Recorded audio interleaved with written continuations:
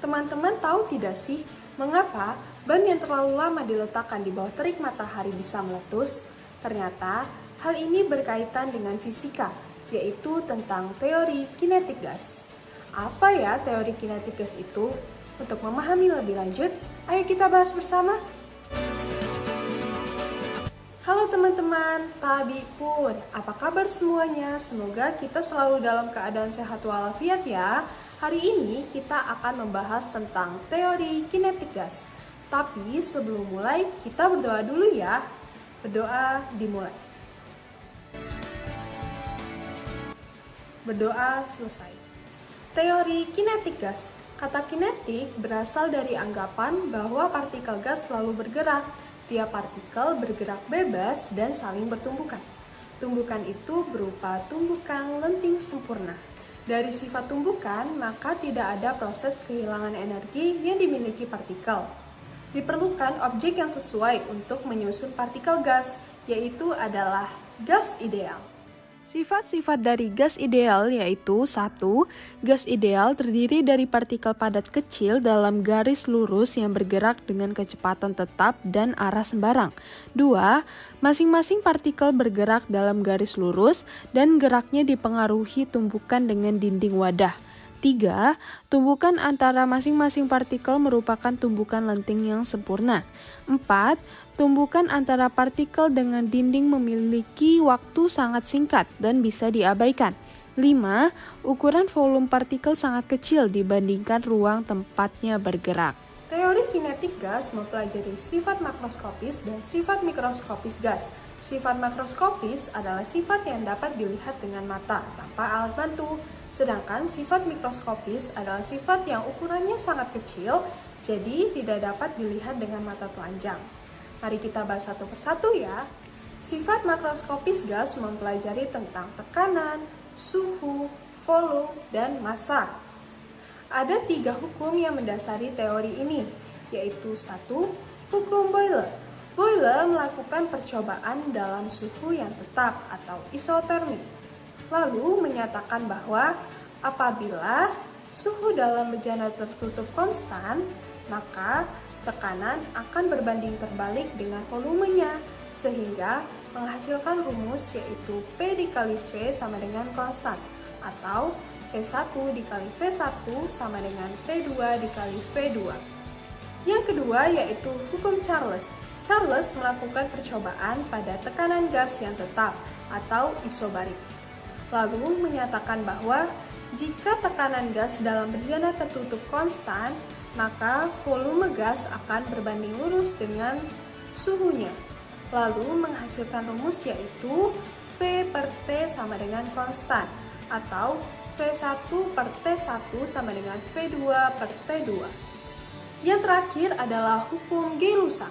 Gay-Lussac melakukan percobaan pada volume yang tetap atau isohorik, lalu menyatakan bahwa apabila volume gas dalam bejana tertutup konstan, maka tekanan akan berbanding lurus dengan suhunya, sehingga menghasilkan rumus yaitu P per T sama dengan konstan, atau P1 per T1 sama dengan P2 per T2. Ketika ketiga rumus tersebut disatukan, akan menghasilkan persamaan yaitu P kali V per T sama dengan konstan, atau P1 dikali V1 per T1 sama dengan P2 dikali V2 per T2. Dan ternyata ketika rumus tersebut digabungkan lagi akan menjadi persamaan umum gas ideal, yaitu PV sama dengan N kecil RT atau PV sama dengan N besar KT. Apa sih bedanya N kecil dan N besar? N kecil adalah jumlah mol. Jumlah mol dapat kita cari dengan membagi massa molekul dengan massa relatifnya. Sedangkan N besar adalah jumlah partikel. Jumlah partikel dapat kita cari dengan cara mengalihkan mol dengan bilangan Avogadro, yaitu 6,022 kali 10 pangkat 23. Di mikroskopis, kita akan membahas tentang energi kinetik rata-rata pada gas, energi dalam, dan kecepatan efektif gas. Teman-teman, yang pertama kita akan membahas tentang energi kinetik rata-rata pada gas. Partikel-partikel atau atom-atom penyusun gas ideal ini memiliki sifat bergerak secara acak dan bebas. Untuk bergerak, pastinya atom dan partikel ini membutuhkan energi, yaitu energi kinetik. Untuk menghitung besarnya energi tersebut, kita dapat menghitungnya dengan rumus EK sama dengan 3/2 kT. Dari rumus tersebut dapat kita simpulkan bahwa energi kinetik rata-rata pada gas itu ternyata dipengaruhi oleh suhu dan berbanding lurus. Jadi, jika temperaturnya ditingkatkan, maka energi kinetiknya juga semakin membesar. Yang kedua adalah kecepatan efektif gas ideal. Dalam suatu ruangan dengan banyak molekul, molekul-molekul tersebut bergerak secara acak. Gerakan yang dimiliki tiap molekul juga kelajuannya tidak sama. Kelajuannya dapat dihitung dengan cara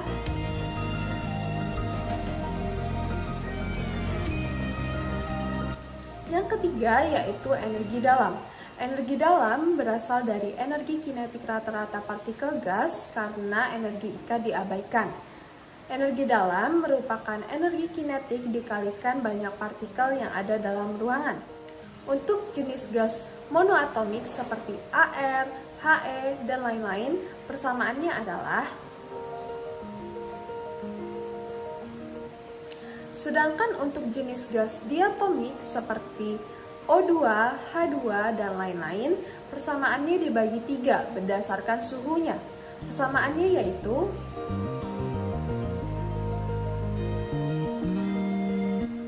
Untuk lebih memahami, ayo kita bahas soal bersama. Suhu gas ideal dalam tabung dirumuskan mutlak, dan Eka menyatakan energi kinetik rata-rata molekul gas. Berdasarkan persamaan, dapat kita simpulkan bahwa seperti yang kita ketahui, rumus Eka adalah 3/2 kT, sehingga dapat kita simpulkan bahwa energi kinetik berbanding lurus dengan suhu.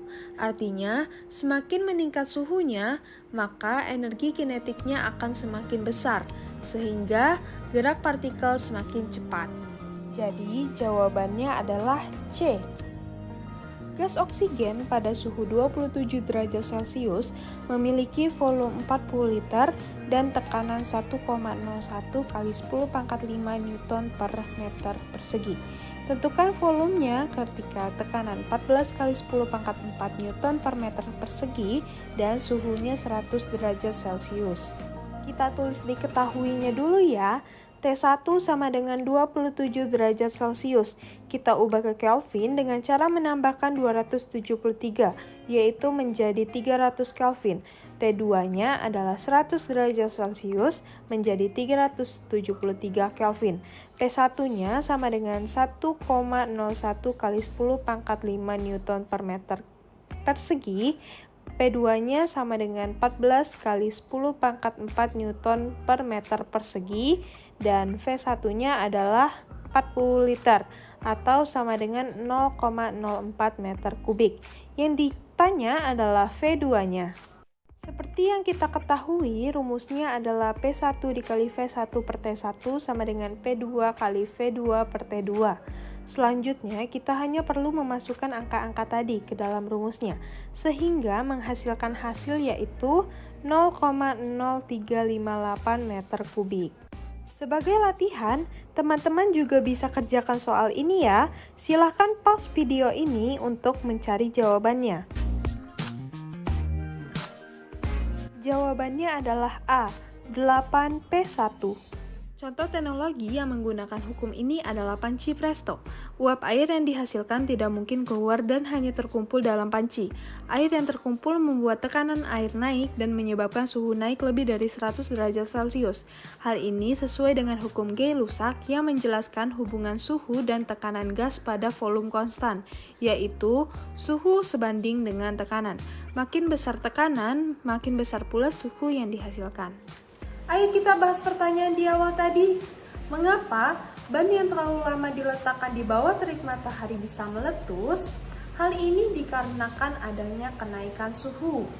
Jika suhu gas dalam ban meningkat, maka tekanan gas dalam ban juga akan meningkat. Jika terjadi secara terus-menerus, Maka, ban tidak dapat lagi menahan tekanan gas yang ada dalam ban, sehingga ban akan meletus. Nah, ternyata fisika sangat dekat dengan kehidupan kita ya. Fisika juga berguna bagi manusia yang diwujudkan dalam bentuk teknologi yang bisa membuat pekerjaan manusia semakin ringan. Penemuan-penemuan baru dalam bidang fisika juga akan memperbaiki teknologi yang sudah ada. Ternyata mempelajari fisika mempunyai banyak manfaat ya. Baik teman-teman, waktunya memulai diskusi. Silakan pause video ini untuk memulai diskusi. Nah, gimana? Sekarang teman-teman paham kan tentang teori kinetik gas? Jangan lupa banyak baca buku dan semangat belajarnya ya. Terima kasih sudah menyaksikan video ini sampai habis. Saya harap video ini bisa bermanfaat bagi kita semua. Mohon maaf jika ada salah kata. Saya akhiri. Terima kasih.